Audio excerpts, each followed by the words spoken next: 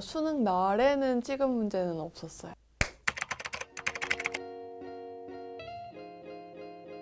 안녕하세요. 저는 19학년도 대학 수학능력시험 문과 계열 만점자 대원외고 3학년 신보미입니다. 성적표 여기 가지고 왔습니다.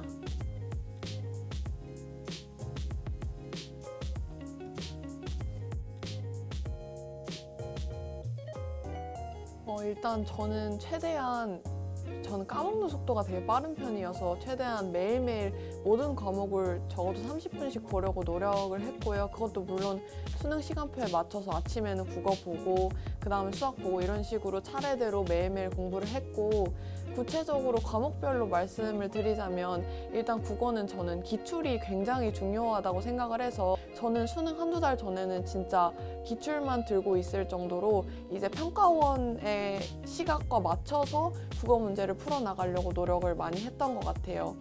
그리고 수학 같은 경우는 제가 크게 두 가지 문제점이 있었는데, 먼저 첫 번째는 제가 쉬운 문제에서 실수를 많이 한다는 점이었고, 두 번째는 이제 어려운 문제에서는 어려워서 못 풀고 막히는 문제가 많다, 이런 두 가지 문제점이 있었는데, 저는 일단 실수하는 거에 대해서는 매일매일 이제 쉬운 2, 3점짜리 문항들을 한 50개씩 매일 풀려고 노력을 했고, 그걸 채점할 때도 제가 채점하는 게 아니라 뭐 엄마나 친구나한테 부탁을 해서 채점을 하는데, 틀린 문항에 표시를 하는 게 아니라 뭐 50문제 중에 몇 문제 틀렸다 이렇게 틀린 개수만 알려주시면 그걸 제가 다시 풀어서 그 틀린 부분을 찾아내는 식으로 하면 실수가 많이 줄더라고요. 그래서 그런 식으로 실수를 줄이려고 노력을 했고, 어려운 문제 같은 경우에는 공부할 때 제가 답지를 봐야 될 문제랑 제가 혼자서 끙끙거려서 풀어야 할 문제를 구분해서 어려운 문제를 계속 반복해서 푸는 식으로 공부를 했던 것 같아요. 수능 날은 아예 시계를 안 보고 문제를 풀었어요. 처음부터 끝까지. 왜냐하면 시계를 보고 이제 언제까지 이걸 다 풀어야 된다라고 정해놓고 풀면 제가 그 시간에 쫓겨서 문제가 잘 안 읽히는 걸 경험했기 때문에 그 이후부터는 시계를 안 보고 풀었는데, 그게 오히려 저한테는 맞는 선택이었던 것 같아요. 그래서 만약에 멘탈이 약하거나 뭐 그런 문제가 있으신 분들은 아예 그 시간을 정해놓고 푸는 것보다는 그냥 맞춰서 풀지 않고 마음대로 푸는 것도 나쁘지 않다고 생각을 해요. 수학은 풀리는 대로 푸는데 이제 대신 중간중간에 안 풀리는 문제들을 수학 같은 경우에는 그냥 넘어가고 나중에 다 푼 다음에 넘어가는 식으로 조절을 했던 것 같아요.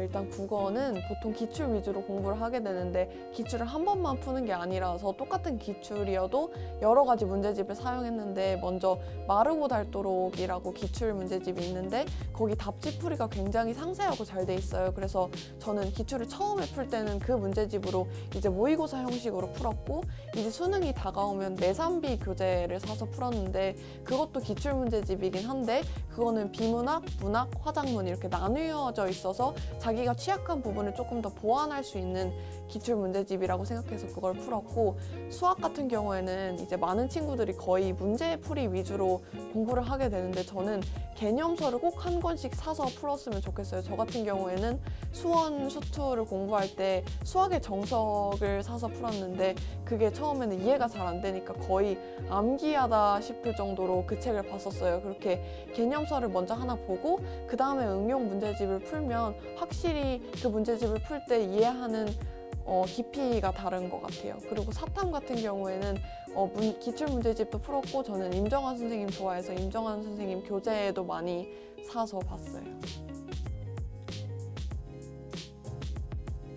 일단 조급해하지 말라고 이야기를 해주고 싶고, 자기 자신을 계속 돌아보는 시간이 필요한 것 같아요. 뭐 매일 하루가 끝날 때라던가 아니면 일주일 단위라던가 자기 계획이나 공부법 등을 돌아보면서 내가 과연 내 스타일 또는 성격에 맞는 공부법을 선택하고 있나, 아니면 내가 과연 효과적으로 공부하고 있는 게 맞는가를 계속 돌아보면서 계획을 추정하고 또 계속 좀 더 보완해 나간다면 성적이 쉽게 오를 것 같아요.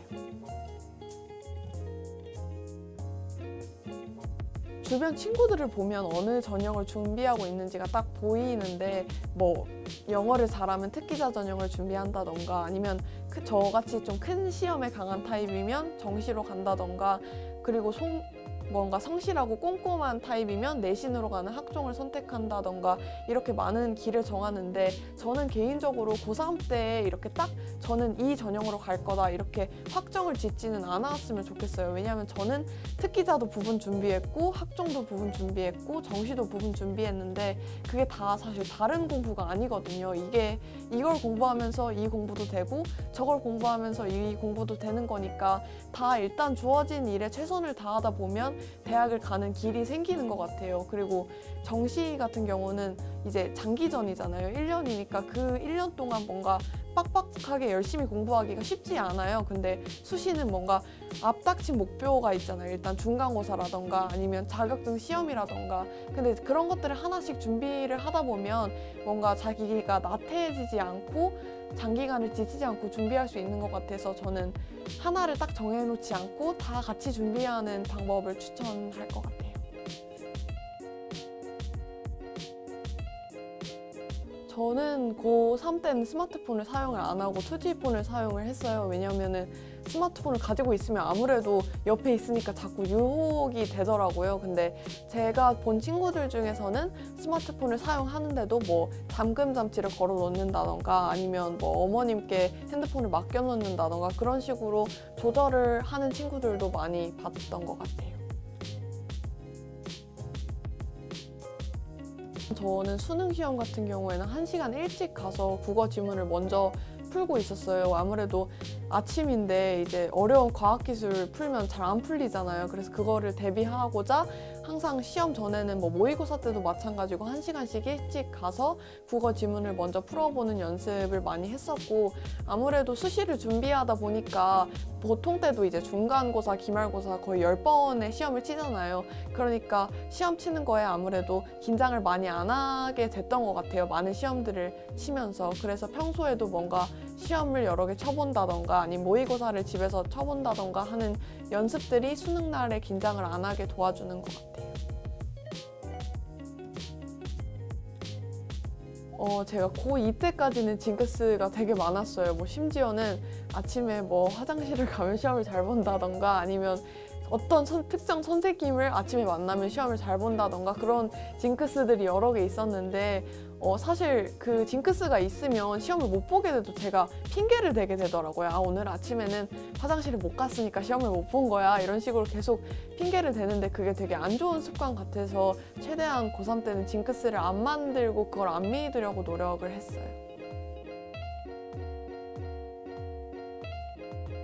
수능 공부는 아무래도 장기전이니까 지치기도 힘들고 마음도 몸도 힘든데 그거를 꼭 이겨내고 열심히 노력을 했으면 좋겠어요. 왜냐하면 수능 공부라는 게 공부를 잘하고 못하고를 측정하는 데서 의미가 있는 시험이기보다는 어떤 목표가 주어졌을 때 그거를 내가 어떤 목표를 향해서 얼마나 체계적으로 그리고 열심히 나아갈 수 있느냐를 측정하는 시험인 것 같아서 되게 큰 의미가 있는 것 같아요. 만약에 수능을 잘 본다면 그거를 발판 삼아서 나중에 좀 더 큰 목표를 성취하고자 할 때도 그때 내가 어떤 걸 이뤘었지 그런 뭔가 작은 성취들이 나중에 큰 도움이 될 것 같아서 뭔가 한 번뿐인 수험생활 진짜 열심히 후회 없이 했으면 좋겠습니다. 저 보통 아이돌 노래 많이 들었고 좋아하는 아이돌은 남자 연예인보다는 예쁜 여자 연예인 좋아해서 트와이스 사나 좋아해요.